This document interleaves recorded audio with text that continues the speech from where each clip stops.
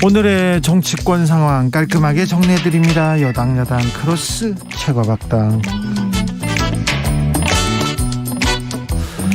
여야 최고의 파트너입니다. 주진우 라이브 공식 대변인 두 분 모셨습니다. 박성준 더불어민주당 의원 어서 오세요. 네, 안녕하세요. 최영두 의원님 어서 오세요. 네, 안녕하십니까. 국민의힘 최영두 의원님 잘 계시죠? 복 많이 받고 계십니까? 새해부터 잠을 못 이루고 있습니다. 왜 잠을 못 잤어요? 너무 죄송하고 송구하고 우리 지지해 주신 국민들한테 정말 면목도 없고 뭐 지금 누굴 탓하겠습니까? 다 우리 전부 특히 원내에 있는 우리 의원들을 서로 어제 의원총회도 대체로 그런 분위기였습니다. 전체적으로 이걸 지금 누구 탓하겠느냐. 여기 우리가 진짜 분발하고 쇄신하고 하지 않으면은 어떻게 국민들이 이 정권 교체 의지가 그렇게 높은데도 지금 우리 당에 대한 지지가 이렇게 낮는 것은 다 우리 잘못이신데 그걸 지금 누굴 뭐 탓하고 누굴 뭘 하고 하겠느냐. 그러니까 전부 다 바꾸자 이제. 네. 그런 결연한 각오를 하고 있는데. 전부 다 바꾼다면 어떻게 바꿉니까? 일단 선대위 조직을 좀 이재명 사실 선대위도 보면은 이게 뭐 메모드식으로 구성되었다가 처음에 어려웠어요. 예, 그랬다가 이제 점점 선거에 들어가고 이재명 후보는 우리보다 한 달 정도 먼저 행보에 들어갔기 때문에 아주 행보가 구체화되어 있지 않습니까? 한번 쭉 여러 주제별로 또는 지역별로 시줄날리를 한번 다 했다고 보아지는데 우리는 이제 시작하는 단계인데 그렇게 하다 보면은 지금 처음에는 이제 크게 아우른다고 많은 사람이 필요하지만 이제는 정말 시줄날리 정확하게 그 일정과 그다음에 정책과 또 그날의 그 중요한 메시지가 정말 삼박자처럼 딱딱딱 맞아 떨어져야 되거든요. 그렇게 하기 위해서는 너무 크고 결정 과정이 복잡하면 안 되거든요. 그래서 그런 것들을 신속하게 해야 될 때도 됐고 또 이게 지금 우리가 후보가 저렇게 하는데 후보가 현장에 갔을 때 그 현장에 맞는 메시지 또 후보가 현장을 그 동선을 잡을 때 일정을 잡을 때도 정말 그게 그때 가장 필요한 동선이었나 이런 걸 한번 제대로 뒷받침해 줄 수 있는 실무적이고도 아주 구체적인 능력으로 가야 될 것 같고요. 여러 가지 그 비례하다 보니까 서로 커뮤니케이션 경색 현상이 생기고 그러다 보니까 뭐 오해도 생기고 분란도 생기고 그랬던 것 같습니다. 조혜숙님께서 최영두 의원 오랜만에 멋져 보입니다 이렇게 합니다. 항상 멋지셨는데 유성화님께서는 선대위 문제가 아니고요. 선수 문제 아닙니까? 이렇게 물어봅니다. 그게 다 전부 우리 문제죠. 그러니까 누굴 탓하겠습니까? 그러니까 모든 법칙이 이제 누가 무엇을 어떻게 하거든요. 누가 하느냐가 제일 중요하고요. 무엇을. 그러니까 정책이죠. 내용. 국가의 비전에 대한 철학 이런 것들을 담아내는 거고요. 그다음에 이제 어떻게 이 전략이죠. 그러니까 선거라고 하는 것은 후보 중심에서 정책 그리고 어떻게 공보, 홍보, 일정, 전략 이런 것들이 다 시줄 날줄로 엮어서 돼야 되는 건데 이 중심에는 누가 있냐면 누가예요. 누가. 그러니까 후보가 이것을 끌고 갈 수 있느냐에 대한 자질과 능력을 갖췄느냐가 결정적인 변수인 거거든요. 그래서 이번 모든 대선에서의 결정적인 상수는 후보죠. 그래서 상수 자체가 흔들리면 그 밑에 있는 변수들이 작용이 안 되는 겁니다. 그래서 제가 그냥 옆에서 볼 때는 뭐 선대위를 이제 개편한다고 하지만 후보가 과연 그것을 해낼 수 있는 능력이냐를 먼저 따져보는 것이 지금의 시점의 어떤 판단 기준이 아닌가 싶습니다. 제가 이런 얘기하면서도 최영두 의원님 얼굴 보니까 무겁네요. 네. 그게 아니라 후보의 문제는 국민들이 선택한 것이죠. 네. 1년 전이네 뭐 1년 전에 누가 상상했습니까? 그때 우리 국민의힘으로서는 정말 대선 주자가 마땅한 대선 주자가 없다. 그래서 크게 당 지지율을 견인할 만한 사람도 없던 시기였고 그러다가 지난 봄에 이준석 후보라는 우리 정당 사상 처음으로 30대 당대표가 탄생했고 또 그 이제 속도가 붙으면서 7월 말에 윤석열 후보가 들어와서 당이 정말 기사에 정하는 모멘텀을 잡았는데 그때 바라던 것들은 말하자면은 이 정부에서 실망한 것들, 이 정부에서 분노한 그것들을 이제 윤석열 후보를 통해서 국민들이 거기에 일체감을 느꼈던 거 아니겠습니까? 그러니까 뭐 적폐 수사든 또 현 정권 수사든 아주 공정한 원칙으로 일관된 원칙으로 한다는 사실 하나 또 그것 때문에 정권의 핍박을 받고 있다는 거 이런 것들이 이제 일체감을 이렇게 되는데 막상 이제 정치의 장애 그 뭐 우리 박 의원님 말이 말했습니다. 그 정치의 장애 오면은 정치장에서는 그날의 일정, 그날의 메시지가 있습니다. 그건 쭉 생활로 보여주는 건 다른 거거든요. 그렇죠. 네. 그럼 그걸 이제 하나씩 해야 되는데 제가 많이 인용하는 그런 겁니다. 저 오바마 내 캠페인을 다 봤어요. 2007년에 2008년에 혹시 특판하면서 가보면은 오바마 캠페인 굉장히 정교했습니다. 디지털 기반으로 해서 정말 그 소구하는 계층, 지지 계층을 딱 나누어서 정확한 메시지를 던지고 후보도 대충 말을 하는 게 아닙니다. 후보 말이 굉장히 정교하게 분류되어 있고 같은 말을 계속 같게 되풀이하거든요. 그런 것처럼 이제 선대위가 지난 11월 초에 우리 가까스로 이제 경선이 끝나지 않았습니까? 그죠? 그래가지고 지금 한 2개월째 되는 셈인데 한 1개월째 뭐 좀 늦어졌고 이런 상황인데 아직도 그 후보에 대해서 그래서 어제 아마 김종인 위원장이 하신 이야기도 바로 그 후보가 어느 현장에 가든 딱 준비되어서 할 수 있도록 우리가 준비를 제대로 해줘야 된다. 그래서 내가 비서실장을 하겠다. 이제 이런 취지인데 정말 그렇거든요. 미국 그 선거를 보면은 그 넓은 지역도 갈 때마다 딱 정해진 그 시나리오, 정해진 메시지, 정해진 동선에 따라서 차질이 하나 진행되거든요. 그게 지금 그 선거대책본부의 본분이고 그게 중요한 기능인데 그 기능이 많이 못 미치기도 했고 이런 과정에서 이제 후보가 이제 이곳 다니면서 여러 가지 사실 메시지가 그 상황과 맞지 않다든가 하는 이런 문제 그거는 사실 후보의 탓이라기보다는 전체적으로 선거를 준비했던 우리 당의 책임이라고 봐야겠죠. 그 대선 승리의 필요 충분 조건을 우리가 한번 따져봐야 돼요. 후보 중심으로 볼 때. 그게 뭐냐면 이길 수 있는 후보와 잘할 수 있는 후보가 등식이 돼야 됩니다. 그러니까 이길 수 있는 후보는 필요 조건이고 잘할 수 있는 후보는 충분 조건이 되는 것이죠. 그런데 당내 경선 과정을 보면은 이제 조직적인 선거가 이루어지고 당내 어떤 내부의 싸움이 있기 때문에 실제 이길 수 있는 후보를 선택을 하는 거죠. 그러니까 잘할 수 있는 후보는 국민의 눈높이에 맞춰서 국정 운영을 잘할 수 있겠다. 이렇게 보면 이제 후보가 되는 건데 이것이 간극이 있어요. 그러니까 정당 내에 보면 이길 수 있는 후보라고 하는 판단을 했지만 실제 검증이 되지 않은 후보가 잘할 수 있지 않다라는 부분들이 고려를 해야 되는데 이것이 이제 간극이 있을 때 정당 내에 이제 상당히 파란이 일어나고 분란이 일어날 소지가 있는 거죠. 그러면 잘할 수 있는 후보는 왜 우리가 정당의 민주주의를 얘기하느냐면 정치적 훈련 과정을 충분히 겪었느냐. 그리고 정치적 어떤 과정 속에서 이 사람이 리더십을 확보했느냐. 이런 것들을 보는 거거든요. 그래서 정당 민주주의에서의 후보라고 하는 것은 철저한 검증과 선거 경험을 한 사람들을 뽑게 되는 겁니다. 그런데 이제 국민의힘은 이길 수 있는 후보를 선택했지만 잘할 수 있는 후보, 능력 있는 후보에 대한 검증을 하지 않았다라는 게 지금의 가장 큰 난맥상이 아니냐. 그러니까 그것은 어떤 거냐면 후보가 지금 얘기한 것처럼 정치적인 현장에서 자기의 정치적 소견과 메시지 전할 때 국민의 눈높이에서 얘기하는 거고 비전을 얘기해야 되는 거거든요. 그러니까 그런 차원에서 후보가 사실은 이제 정치적 훈련이 안 된 것이 그대로 이제 드러나면서 오히려 저희가 볼 때 근본적 원인은 후보의 자질 문제가 있지 않았냐 이렇게 보고 있습니다. 우리가 무슨 탤런트를 뽑는 것이 아니고 사실은 시대 정신이 있지 않겠습니까? 문민정부, 네. 보통 사람의 정부, 문민정부, 국민의 정부, 참여정부, 그다음에 이명박 정부, 박근혜 정부, 문재인 정부 모두 정신이 있었습니다. 그것은 그 시절에 국민들이 간절히 바라고 그중에 다수가 국민들이 원하는 바대로 있었던 것이고 지금 이 시기에 그게 무엇이었냐. 왜 윤석열 후보가 떴느냐. 그거는 이제 이 종합적인 정책 능력과 다른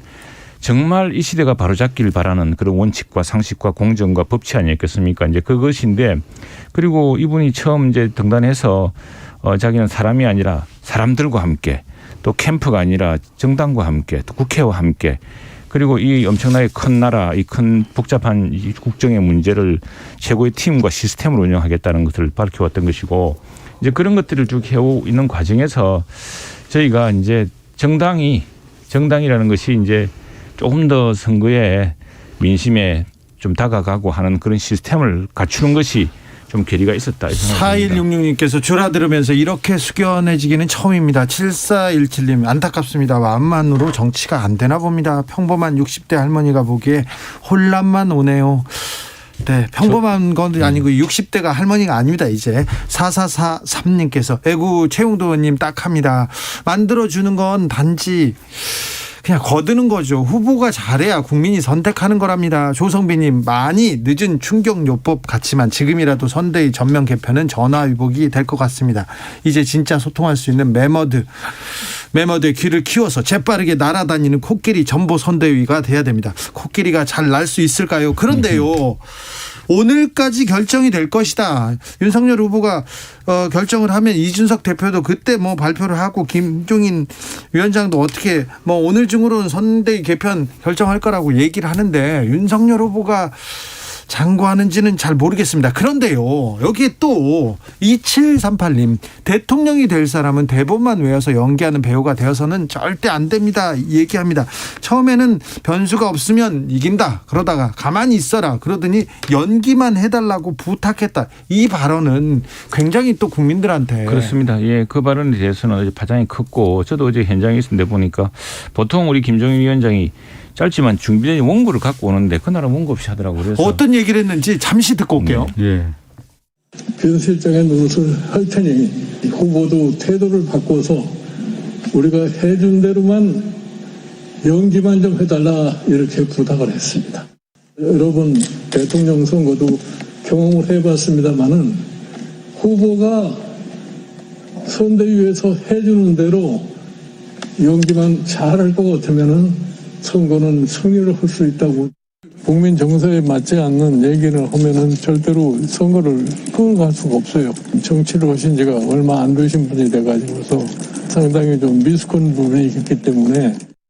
연기론, 그리고는 국민 정서에 맞지 않는 얘기, 미숙하다, 선거를 이길 수 없다. 뒷부분은 이 기자들한테 백브리핑한 부분인데 이 부분 국민들이 듣기에는 좀 충격적이거든요. 제가 이제 얘기 들었고 보니까 이제 김종인 위원장이 레이건 대통령을 예를 들었다고 하더군요. 근데 네. 레이건 대통령을 제가 한때 좀 연구를 했었습니다. 예. 근데 레이건 대통령은 어떤 인생을 살았냐면 20대 때요. 배우였죠. 라디오 아나운서를 해요. 네. 라디오 스포츠캐스터였습니다. 스포츠캐스터였는데 네, 야구 중계를 하는데 저 미국통 지금 의원들 제가 이제 그때 야구 중계를 어떻게 했냐면 야구 현장에서 중계를 한 게 아니고 야구장에서 텔레그래프를 보내주는 거예요. 네. 전신을 보내주는 겁니다. 네. 그 전신을 보고 상상을 하면서 그 라디오 청취자에게 그 중계를 하는 겁니다. 네. 그러니까 이 레이건 자체가 언어에 기본적으로 상상력을 발휘할 수 있는 힘을 배웠고 또 하나가 되게 중요한 게 있어요.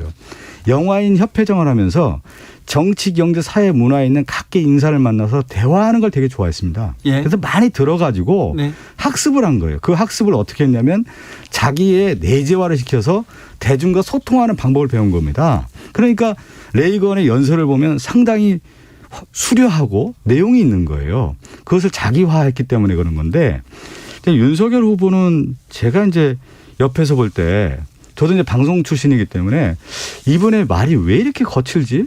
그러니까 우리가 얘기하는 정치 언어라고 하는 것은 대통령 후보의 언어에답게 맞게 해야 된다는 거죠. 정치는 그러니까 언어이기도 합니다. 그렇죠. 정치는 이제 기본적으로 말과 언어, 말의 전쟁이란 말이죠. 네.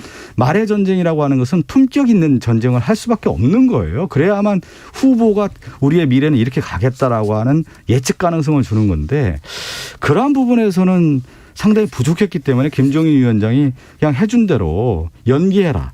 그렇지만 레이건을 예를 들었는데 레이건과는 이건 완전히 다르다. 접근 방법이. 그 얘기를 드리고 싶어요. 그러니까 이제 말을 번지르하게 잘하는 게 중요한 아니고 말을 진실된 말을 해야겠죠. 그런데 그렇죠. 네. 이제 그 사실 검사답지 않게 시험이 늦어지지 않은 이유가 상당히 그 법서만 본 게 아니고 뭐 저 프리드만의 선택할 자유라든가 이런 책들도 많이 봤다고 합니다. 많이 보고 이거 뭐 말하자면은 저 나름대로는 하고 싶은 말이 많은 거예요, 후보가. 네. 그리고 다양하게 알고 있고. 그래서 그 무슨 몰라서 그렇다는 게 아니고.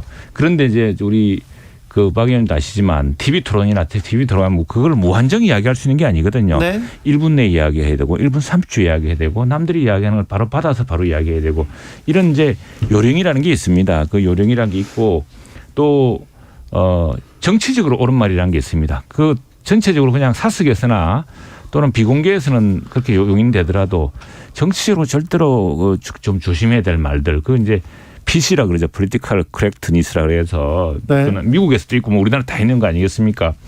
이제 그런 것들은 이제 사실은 준비가 돼야 됩니다. 오히려 우리 윤석열 후보가 정치를 안 한 사람이기 때문에 지금 이재명 후보나 사실은 우리 여의도 정치로서는 굉장히 뼈아픈 일은 뭐냐면은 여의도 사람들이 아닙니다. 이재명 후보도 그렇고 윤석열 후보도 그렇고 네. 국민들이 새로운 사람, 정치에 때묻지 않은 사람을 찾는 것이고 그것이 이제 시대의 정신과 맞아떨어지던 것인데 그 이후에 그러나 국민들과 소통하고 하기 위해서는 또 갖춰야 될 또 기본의 문법이 있기 때문에 이제 그런 것들을 당에서 제대로 제공했어야 됐다라는 이런 취지로 봐야 될 것 같고요. 저는 이제 하나 더 말씀을 좀 드리고 싶은 게 이제 윤석열 후보의 이제 말실수 그동안 이제 베일이 가려진 후보가 됐다가 나와서 정치 전선에서 윤석열 후보의 모습을 봤더니 말실수하더라. 근데 한두 번이 아니었다라는 거죠. 그런데 여기서 더 나아가서 기존의 방송과 언론은 어느 정도 각색된 말을 한단 말이죠. 네.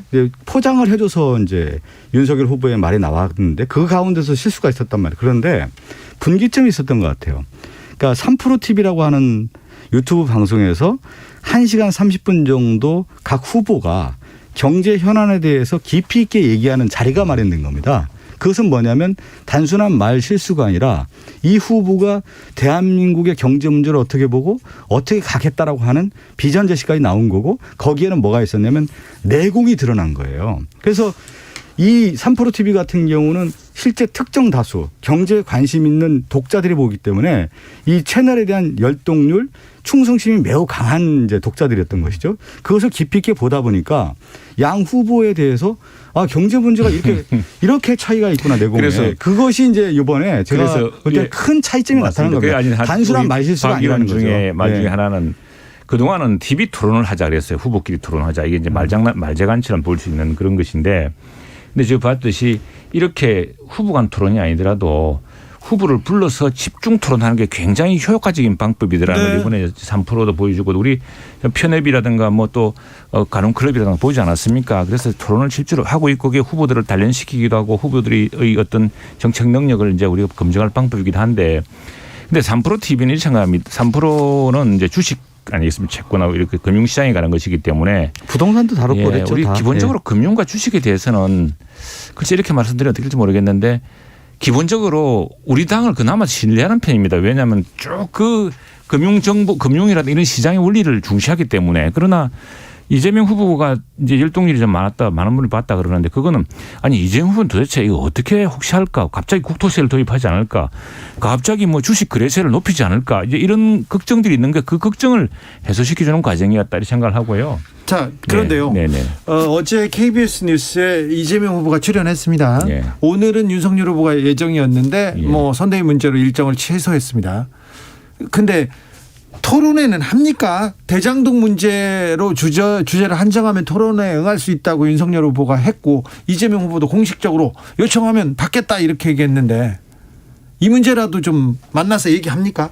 국민들은 지도자들이 만나서 머리를 맞대고 토론하는 모습을 그건 시기의 보고 문제고 싶어합니다. 하고 네. 그 법정으로 또 기본적으로 하게 돼 있고 또 하나 나중에 지금은 아직 성사가 안 됐습니다만 이제 본격적인 선거운동 전에 이제 일정한 시점에 예컨대 큰 언론 단체라든가 큰 단체에서 이렇게 2명을 후보 부르면 안 갈 수 있습니까? 그건 하게 되죠. 그러니까 TV 토론뿐만 아니라 아까 저 최영두 의원님 얘기한 것처럼 언론인 단체라든가 또 네. 방송사에서 후보를 검증할 수 있는 집중 프로그램 있지 않습니까? 이 네. 집중 인터뷰. 그러니까 단순하게 TV 뉴스에서 한 5분에서 7분짜리 인터뷰를 했을 경우에는 그냥 뭐라고 하죠? 약속 대련인 거예요. 약속한 질문에 약속 대답이기 때문에 그 후보의 내공을 알 수가 없는 거예요. 그래서 긴 시간 동안 한 주제에 대해서 외교면 외교, 안보면 안보, 국방 이런 걸 묻고 하나는 또 하나는 경제 분야, 정책 분야 이렇게 하면서 이 후보가 정말로 잘 알고 있는지 그리고 국민의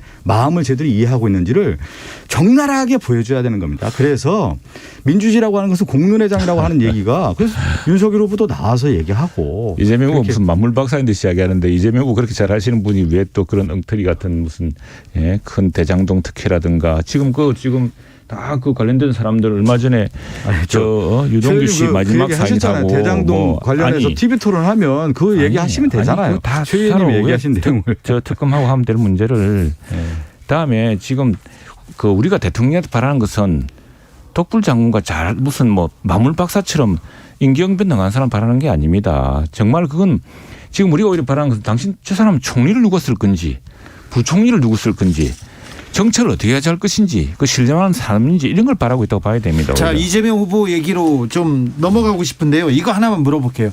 국민의힘 선대위는 언제쯤 새 출발할까요? 이제 길게 봐도 안 되겠죠. 연초니까 연초에 뭐 사실은 오늘 늦게라도 예상을 했는데 아니더라도 뭐 저 금명간에 아마 결론이 알겠습니다. 나겠습니까? 금명간이고요. 예. 이준석 대표의 거취는요? 이준석 대표는 어제 지금 뭐 이준석 대표의 은행이라든가 이런 것에 대해서 뭐야 많은 지지자들이 또 붕괴하고 있기도 하고 또 이준석 대표는 그에 대한 입장을 밝히기도 하고 했는데 기본적으로 이준석 대표도 우리 후보를 윤 후보를 중심으로 있는데 이겨야 된다는 것은 공동 운명체입니다. 그분 당 대표도 그렇기 때문에 거기에 대한 이제 분명한 입장이 또 표시가 또 있겠고 당내에서는 어떤 얘기 나왔어요? 당내에서는 이런 이야기입니다. 당내에서는 뭐 부글부글 끓는 사람도 있고 여기 있는데 지금 여기서 우리가 대표를 그래 한 사람 찍어서 그렇게 한들 그게 지금 해법이냐. 지금 네. 그렇죠. 오히려 자중질환으로 들어가는 거 아니냐. 그러면 대표가 빨리 무슨 역할을 하도록 하고 예. 또 힘을 합치는 것이 오히려 정도 아니냐 이런 이야기죠. 민주당 이재명 후보는 최소 1인당 100만 원씩 얘기하면서 설 전에 추경 가능하다 이렇게 또 던지고 나왔습니다. 아니 지금 상황이 이제 코로나 오미크론까지 해서 전반적으로 더 어려움에 처해 있고 소상공인 자영업자가 어렵지 않습니까? 또 네. 그리고 이 사회적 거리두기 2주 더 연장하면서 정말 어렵다라는 거죠. 그렇다고 했을 경우에 그러면 국가나 정부나 이런 국회에서 어떤 일을 해야 되는 거냐. 실제 이 부분들에 대한 어떤 구제가 나와야 되는 거, 사회적 지원이 나와야 되는 거 아니겠습니까? 그랬을 경우에 실질적 대책을 마련하고 그것을 집행하는 게 매우 중요하다는 거예요. 바로 신속하게. 네. 그러려면 어떻게 하느냐. 지금 상황에 대한 것을 파악을 하고 바로 신속하게 집행하기 위해서는 추경까지 필요하다라고 하는 것이 이재명 후보의 생각이고 민당의 생각인 것이죠. 정두 의원님. 네. 자, 이전에 그렇게 우리 손실보상 해주자고 법 만들자고 했을 때 손실보상 그거 안 해주려고 그러면서 25만 원씩이었죠.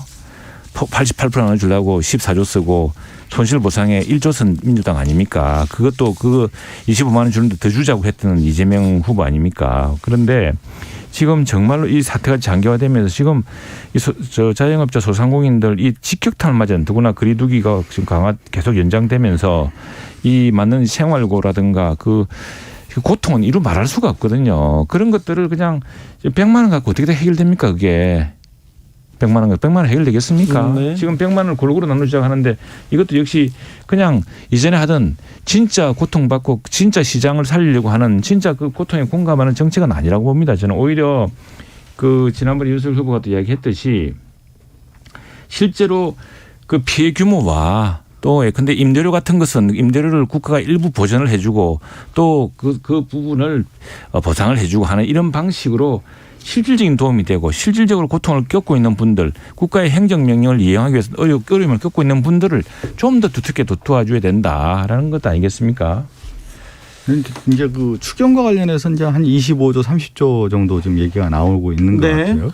우리가 이제 지원을 했을 경우 여러 가지 이제 방법도 있는데 그동안에 이제 논의됐던 것 중에 하나가 뭐냐면 이제 대출이죠. 간접적인 대출에 대한 것도 있었고 또 현금 지급도 있고 그리고 이제 지역 화폐를 통해서 실질적으로 소상공인이나 자영업자에게 이제 매출 지원을 해서 경제 어떤 선순환 구조를 하자 이런 얘기를 하는 건데 야당도 사실은 이제 소상공인 자영업자에 대해서는 더 깊고 넓고 두텁게 하자라는 데서 동의하고 있습니다. 50조 100조까지 나왔죠. 50조 100조까지. 그러면 지금 20, 30조 얘기가 나오고 있는데 오히려 야당에서도 그런 얘기가 있다고 하면은 지금 시점에서 50조가 됐든 편성을 해서 지금 가장 어려운 시기에서 실질적으로 정책이라고 하는 것은 타이밍이 매우 중요한데 네. 지금 해야 된다. 그리고 이러한 이제 재난지원금이 됐든 추경과 관련된 논의가 있는데 이 선거하고는 상관이 없는 거거든요. 결정적으로 지금 야당도 지금 관심 있게 좀 보고 있는 거고. 정부에서도 우리가 예산 중에 네. 코로나 집행 예산을 지금 607조나 해놨지 않습니까? 그 상당 부분 코로나를 대비한 예산이기도 하거든요. 1년 예산이죠. 예산이 이렇다면 607조죠. 이것을 조기 집행하는 게 굉장히 중요합니다. 그래서 조기 집행 방안을 지금 확보해야 될 것이고 그다음에 정부 여당이랑 예산 편성은 추경도 그렇고 정부가 하는 겁니다. 네. 정부가 빨리 가져오는 게 중요하고 또 하나는 그래서 그 수십조를 해서 전부 100만 원씩 골고루 나누자는 이야기입니까 지금? 이걸 해서 정확하게 해서 정말 고통받는 사람들이 네. 그 고통을 덜 수 있도록 희망을 가질 수 있도록 해주는 게 더 중요한 거 아닌가요? 국민의힘의 소상공인 손실보상 공약도 좀 듣고 싶습니다. 8497님, 최영두 의원님 힘드시죠? 이렇게 얼굴에 좀 힘들어 보이시나 봐요. 힘내십시오. 잠을 못 자고 있습니다. 0545님께서 제가 노태우 대통령 선거 그때부터 대선 투표했는데요. 상대방 선거 캠프 걱정해 주는 건 처음 봤습니다. 이렇게. 박성준 의원님이 너무 걱정해 주셨나 봅니다. 아니 걱정하는 게 이제 뭐 걱정보다는 우리나라의 이번 대통령 선거가 좀 상당히 그 큰 다른 선거가 된 거죠. 어떤 다른 선거가 됐냐면 네.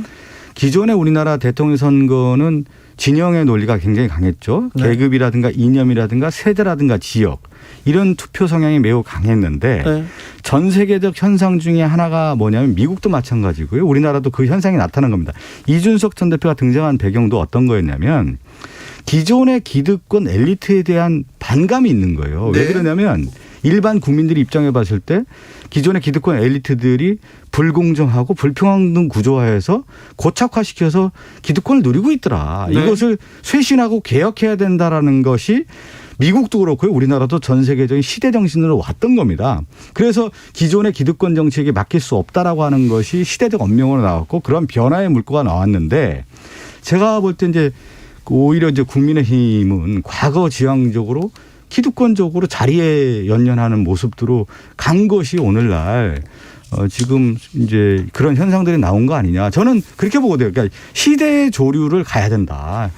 그런 측면에서 시대의 조류는 정권 교체고 이 정부는 절대로 안 되겠다는 것이 국민 어떤 여론조사든 가만히 남지 않습니까? 정권 교체 여론이 60%를 막 넘어섰는데 견고했는데 지금 정권 교체 여론이 그게 이제 쭉쭉 그래서 떨어집니다. 오늘부터 우리가 전체 뭐 전국의 현수막을 끌었는데 정말 부끄럽고 민망하고 정말 송구하죠. 그래서 이게 이제 우리 당이 이제 망치고 있는 겁니다. 지금 그 점은 뭐 저도 이 당원으로서 또 특히나 책임 있는 또 다음 위원장으로서 또 원내 의원으로서 정말 참 책임감 무겁게 느끼고 있습니다. 그건 그렇게 국민들이 정권 교체하라고 그렇게 한 번도 겪어보지 못한 나라에서 이렇게 큰 고통을 겪고 있다고 그렇게 호소하는데 세상의 정당이 그 야당이 그걸 제대로 하나를 저 여망할 때 맞추지 못해서 이러고 있으니 저희도 저희가 밉습니다. 정말. 마지막 언급을 하면 제가 아까 얘기한 것처럼 이 선거의 구도가 기득권 엘리트들의 그 기득권 그것은 뭐냐면 불공정 불평등을 고쳐라 수정하라 개혁하라 쇄신하라는 얘기했는데 그래서 이제 야당의 윤석열 후보가 나왔다고 지금 최영두 의원이 얘기했는데 근데 그 윤석열 후보가 봤더니 공정도 아니고 상식적인 측면에서 봤을 때 기본 상식이라든가 기초 소양의 문제에서도 상당히 부족하다는 거 아니겠습니까? 그래서 지금 윤석열 후보라든가 국민의힘이 잡았던 그 이슈 자체, 슬로건 자체가 스스로 부정되는 모습으로 지금 나왔다. 저는 그렇게 보고 있습니다. 그런데 사실은 윤석열 후보에 대해서는 우리가 이런 상황을 보면은 이 검찰총장까지 할 때까지 그래서 민주당에서 격차했던 분 아닙니까? 굉장히 법적인 자제, 이 선택할 자유라는 책도 그렇게 읽었다 하더라고요. 검찰이 수사를 막 하는 게 아니라 굉장히 특히나 남을 단죄한다는 것은 엄청난 판단을 요구하는 겁니다. 거기에 대한 지식을 요구하는 거죠. 단순히 법적인 그뿐 아니라 기준뿐 아니라. 그래서 그런 면에서 많이 훈련된 사람이고 다만 정치의 현장에서 처음 해보는 일이고 처음 아는 일이고 하니까 그런 것은 이제 우리 당이 다 뒷받침하겠다. 신속하게 당을 재구축하겠다. 이렇게 검사 윤석열이 아니라 정치인 윤석열로서 시험대에 올랐습니다. 진짜 풀어야 될 숙제가 눈앞에 놓였습니다. 어찌 푸는지 좀 지켜볼까요? 최가박당 박성준, 최영두 두 분 감사합니다. 고맙습니다. 저는 6시에 2부에서 찾아뵙겠습니다.